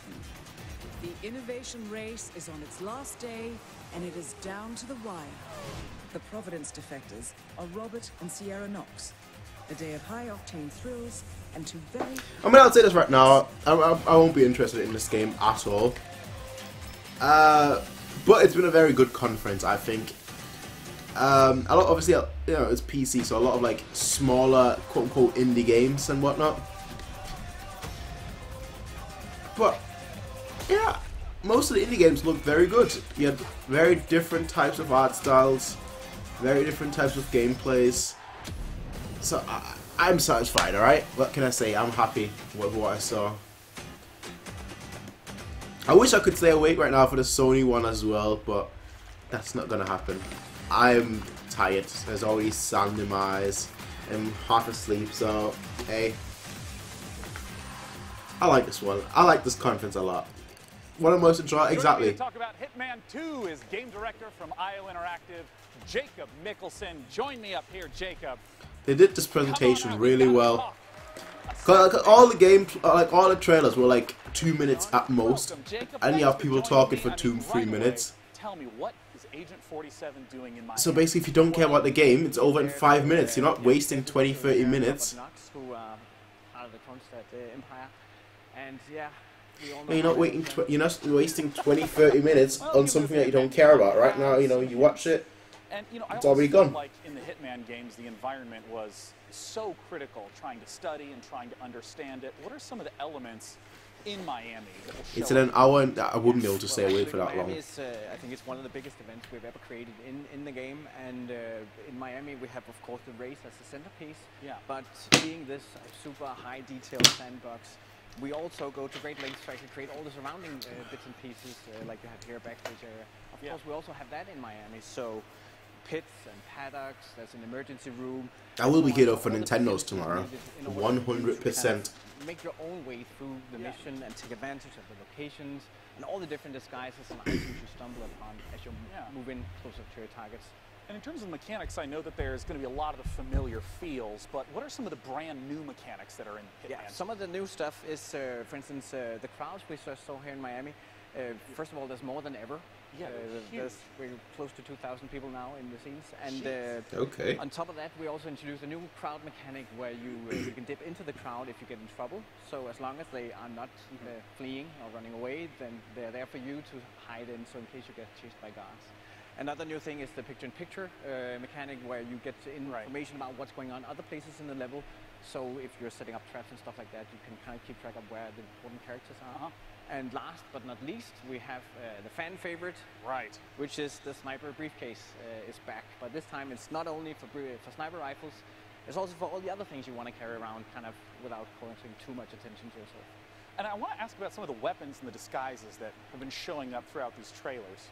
Yeah, we go to great lengths. I think the theme of this showing is going to be the fish. It's really it's a studio favorite. We're having a lot of laughs at that, right? And then of course you just saw it in the kitchen as a frying pan. So we all know the kitchen is the most dangerous room in your house, right? Yeah, of course. Also counts in My room is the most dangerous room in the house. This room right here. Things like elusive targets, limited time events. Will those be making a comeback? Absolutely. So there's Definitely. going to be escalations for you to kind of challenge the game in many different ways. There's going to be challenge packs, again, new challenge for you, and then of course the elusive targets that pop up for a short period of time only, and you have one shot at this, or robust. As my final question, the expected question. Doesn't look that when bad. Does Hitman 2 come out? Hitman 2 comes out November 13, and if you pre-order right now, you also get access to a new game mode called Sniper Assassin, where you get to play as Agent 47, and also, for the first time in the franchise, you can play along with a friend in the co-op mode. All right. Jacob, thank you so much Fair for enough. coming out. I'm super looking forward to Hitman 2. Fair enough. I might be the worst Hitman ever, but I try hard. Now, Jacob, I'm going to thank you. Thank you. And I'm going to escort you off to the right. So you're going to rush off this way, because coming in from the left, for the first time ever, vaguely nearby me, it's the co-host, Frankie. Come here, Frankie. They let me come down from the balcony for good behavior. Those who did a pretty good job. Well, Frankie, we did it. The PC Gaming Show is done. Thank you so much for joining us to host this year. Thank you. Thanks for having me, guys. Thanks for all of you who came out to the Wiltern and joined us today. It was a blast. All right. Thanks to Twitch chat. I know that everything you said was appropriate and intelligently thought out. And of course, this year we're curating even more great PC games from the Facebook booth in E3 South Hall. Last, and of course not least, a huge thank you to all our wonderful sponsors who let the PC Gaming Show come back for a 4th straight year. They are High Res Studios, Digital Extremes, Archangel Hellfire, Team 17, Stardock Entertainment, Acer, Predator, Improbable, Oculus Rift, Drake's Cakes, Tripwire, Frontier Developments, and Square Enix. We hope you have a wonderful E3 and go play some damn video games. Cheers. Thank you. Good show. Good show. You know what? I was tired going into this. I thought maybe I'm regretting this. Maybe I'm regretting going into this show. But you know what? I really, really enjoyed this. I had a lot of fun. A lot of games that I'm actually interested in. A lot of games that I'm interested in that I don't actually know the names of. Because they weren't like established franchises. So it is what it is. But overall, I thought it was very enjoyable. Let me just have a quick look. An hour and 10 minutes, so I won't be awake by then.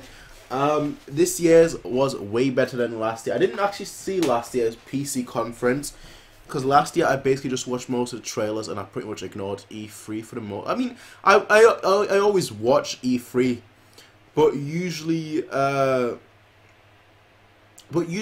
with E3 I watch other people's reactions, and this year I thought, you know what, instead of watching other people's reactions, let me do my own. So here I am. You know, obviously I was asked to do some for the Microsoft one and whatnot, so I did the Microsoft one. I thought, you know what, it's quite fun talking about games with other people and whatnot. So here we are talking about games to other people. And besides the Square Enix one, that's the only one that I felt let down with, to be totally honest. Because I was like, wait, it's all over already. Besides that, I thought all of them ones, the ones that I watched, have been very, very fun. Now, my one concern is, or my one worry really is, and that's Sony. Obviously, like I said, I won't be able to do this one, unfortunately. I know, Saldin, I know you've been looking forward to this. I'm sorry. But my one concern with the Sony one is that Sony is going to show the same games that it showed last year. And for me, basically, like the last 3 years or so, they've always showed the same kind of games, or always teased the same kind of games. And I'm just hoping that this time they're going to show something new. They're not going to show the same kind of games that they showed you last year and 2 years ago. They're actually going to show trailers or gameplay for those games, and then show something new for the future as well. So that's my hope. You know, my hopes for Sony's conference. Besides that, the PC one was very enjoyable. Yes, Square. What would you guys rate the PC conference? What would you guys give it out of 10? I guess. And what would you guys rate all the conferences so far out of 10? So let me ask you 2 questions then. First of all, the PC conference that we just watched, and then overall, like all the conferences so far out of 10. Square Enix was a joke. Halfway was a game already shown. Exactly. I don't know why Square Enix decided to. I don't know. 8 out of 10, 7 out of 10. So that's for the PC one. I'm gonna choose the middle ground. Then I'm gonna say 7.5 out of 10. Yeah, give or take 7.5 out of 10. That's pretty much what I would choose. The middle ground of you two. I thought overall, you know, 7 would be like a good, 8 would be a great. I think it was just between like a good and a great conference. It was like a good plus or a great minus, if you want to put it that way, conference. So I give it a 7.5. Other conferences were like a 5 or a 6. That's quite low. Wow. In terms of the ones that I've seen, let me just go down. EA, I said this before, EA, I thought they did well with what they had, and their message was good. But obviously most of the games that they showed weren't for me. EA, I'd personally give like a 7. No, a 6. Yeah, a 7. I thought it was a good conference. I know why a lot of people are upset, but I thought the main thing for EA really was to to apologize for their mistakes over the last few years, or specifically last year, obviously, with the loot box situation. And I thought they mentioned it, they tackled that issue. Not many corporations would have come out and would have, admit to their mistakes. There are a few questionable things that they did, of course, but I thought overall it was very enjoyable. Not enjoyable, I can't say that. I don't think it was very enjoyable, but I thought they did what they had to do. So just from that, I give it a 7. Microsoft, I thought, was very, very good. I thought Microsoft was like a 7. Personally, I think it was like a 7. But like, if I'm being unbiased, I think I would actually give it an 8, because they had a lot of games and a lot of console exclusives. But most of the things that they showed, I didn't really care about at all, or were cross-platform. So just from that perspective, I can't really say, oh, I liked it that much, because most of the games that they showed, I didn't care about, or I can get on other conferences. Bethesda, I didn't actually watch Bethesda's. I just saw the announcement, so I can't really comment on Bethesda. Square Enix, the biggest disappointment today. They let me down quite a lot. I give them a 6, and that's me being very generous. Me giving them a 6 is me being very generous. Ubisoft, I thought did very well. I give them a 7, and the PC Gaming Show I give a 7.5. Devolver, I didn't watch Devolver because that was at like a similar time as right now, and usually from right now for me it's 1 AM. Usually I'm always awake at times like this. Usually I'm always awake until like 6 AM. But my sleeping pattern at the moment is so bad that it's actually normal. So instead of like going to bed at 6 AM and then waking up at like 3 PM, 3 PM during the day, right now for me, because I've done that so long, and then from going at 3 AM to bed, then going 4 AM to bed, going 5 AM to bed, going 6 AM to bed, basically now I have a normal sleeping schedule where I go to bed at like 10 PM and wake up at like 8 AM. So my whole sleeping schedule has just turned upside down, and now I am just normal. Now my thing is just my sleeping schedule is just normal. That's why I would normally be awake for Sony, but I'm not going to be, unfortunately. It's a meme parody show anyway, so it's fine. Alright, I see. Well, regardless though, ladies and gentlemen, thank you everyone who's obviously been here from the beginning, and thank you all for, who obviously showed up later on during the stream. And thank you to all, obviously, who are going to watch this later on afterwards, once it's on YouTube. So I will just say thank you. I will see you guys in 16 hours and 4 minutes for the Nintendo one. And I will see you guys then, ladies and gentlemen. Peace out, everyone. And have a nice day / evening. Thank you for being here for the PC Gaming Show. And until then, peace out and have a nice day. Bye.